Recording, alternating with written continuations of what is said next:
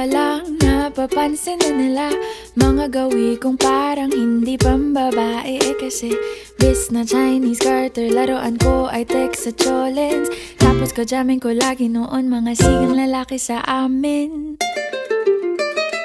Nung ako'y mag-high school ay napabarkada sa mga bay. Curious na babae na ang hanap din ay babae. Sa halip na makeup kit, bit-bit ko ay gitara. Tapos pormahan ko lagi ay long sleeves na t-shirt at faded na lonta. Pero noong makilala kita, nagbagong bigla ang aking timpla. Natutuwa ko na magpariban at mag-ahit ng kilay at least once a month. Hindi ko alam kung anong meron ka na sa akin ay nagpalambot ng bigla. Sinong mag-aakalang lalaki pala ang bibiyag sa tulad kong tigreng gala.